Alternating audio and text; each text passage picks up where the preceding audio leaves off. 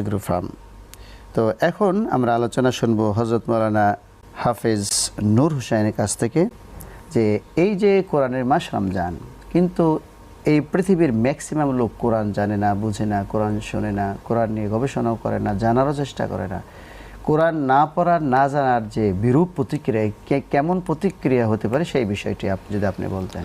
রব্বুল আলামিন মানবতার কল্যাণের জন্যে রসুল প্রেরণ করেছেন, স্বলক্ষ নবী রসুল, এবং শান্তির বাণী, সমাজ সংস্কার, জীবনকে জান্নাতময় করার জন্য যে শান্তিময় কোরআন নাজিল করেছেন, সে কোরআন আজকে আমরা কোরআন থেকে অনেক বেশি দূরে থাকার কারণে আজকে ব্যক্তি থেকে শুরু করে রাষ্ট্র পর্যন্ত আমরা সবাই অশান্তির বেড়াজালে সবাই বেরিয়ে আছি। রব্বুল আলামিন সূরা ফুরকানের মধ্যে বলেন, ওয়াকাল রাসূল ইয়া রব্বি ইন্না কওমি ইত্তাখাযু হাযাল কুরআনা মাহজুরা।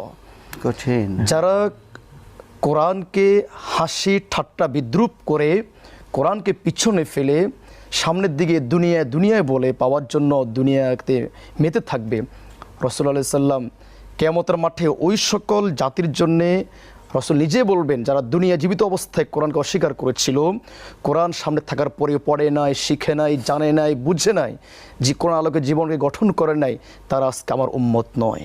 রাসূল অস্বীকার করবেন ওই জাতিকে যারা কোরআনকে দুনিয়ার বুকে হাসি ঠাট্টা রূপ বানিয়েছিল। অন্য একটা আয়াতে মধ্যে রব্বুল আলামিন বলেন, ওমান আ'রাদা আন যিকরি ফাইন্নাহু মাঈশাতান দনকা।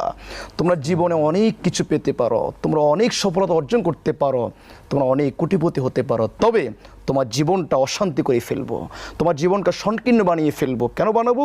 তোমার সাথে কোরআনের সাথে কোনো সম্পর্ক না থাকার কারণে, তুমি কোরআনকে না বুঝার কারণে, তুমি কোরআনকে না শিখার কারণে তোমার জীবনটাকে আমি সংকীর্ণ করিয়ে ফেলবো। অত্যন্ত সুন্দর বলছিলেন যে আমরা বলতে পারি যে কিয়ামতের দিন যারা কোরআন বিমুখ লোক ছিল তাদের বিরুদ্ধে আল্লাহর রাসূল সুপারিশের পরিবর্তে মামলা দায়ের।